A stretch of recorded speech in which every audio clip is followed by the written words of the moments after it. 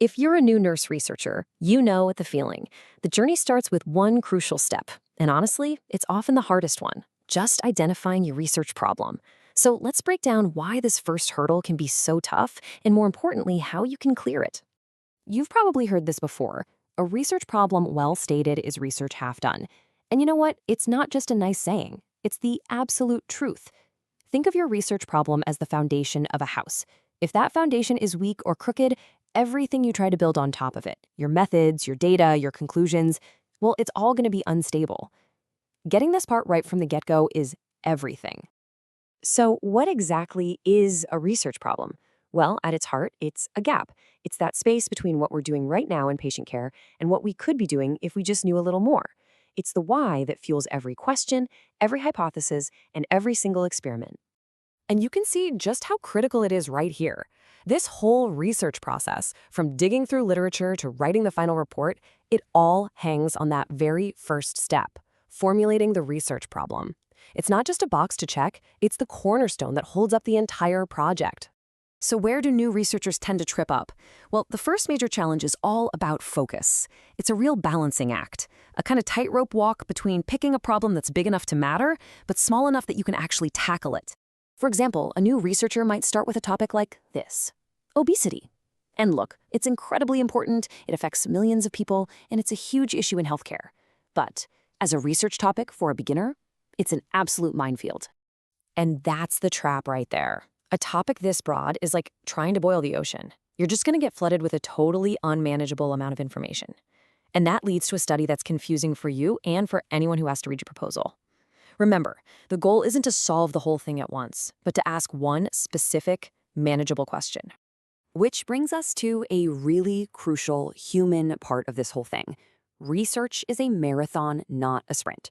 If you get talked into a topic that you're just not personally invested in, you are going to hit a wall. Your motivation will fade, and the risk of burnout is real.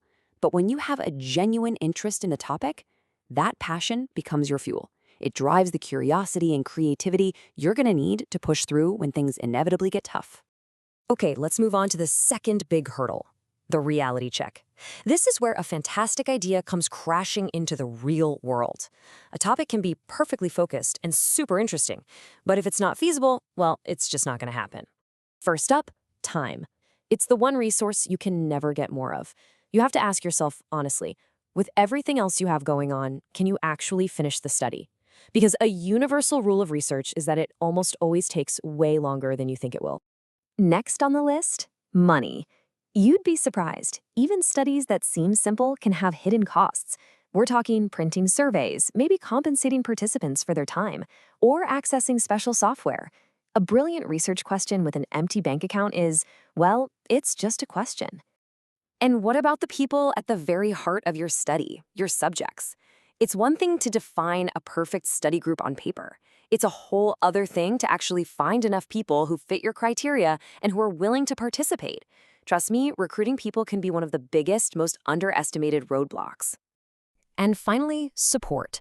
You need the green light from your department, from your clinical site, and from any review boards. Without all the necessary administrative approvals, even the most perfectly designed study is pretty much dead in the water.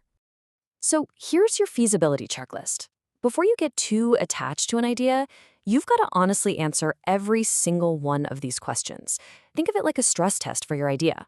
And hey, a no on one of these isn't a dead end. It's just a sign that you need to go back and tweak your research problem until you can get a confident yes on all of them.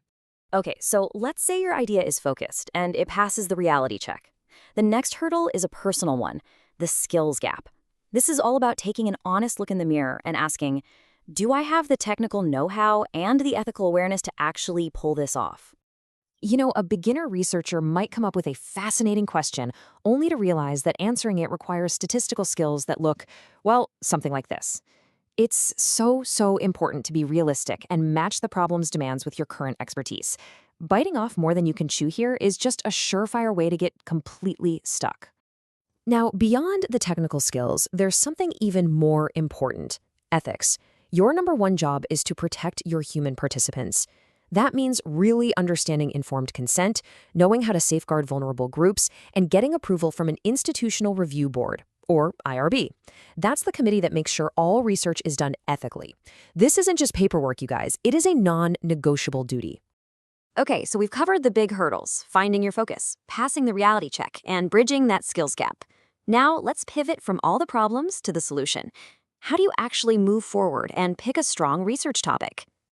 Think of this 4-step framework as your roadmap. First, start in your own backyard, a clinical area where you already have some experience. Then, and this is crucial, make sure it's a topic that genuinely sparks your curiosity. From there, confirm it's manageable for your current skill level. And finally, run it through that practical feasibility checklist. You follow these steps, and you're going to land on a research problem that's actually built to succeed. And really, that brings us to the final thought here. The goal isn't perfection. The hunt for the perfect research problem can completely paralyze you. The real goal is to find a meaningful question, something that matters to you and that matters to patient care that you can realistically answer with the resources you have. And that one little shift in perspective, it can make all the difference.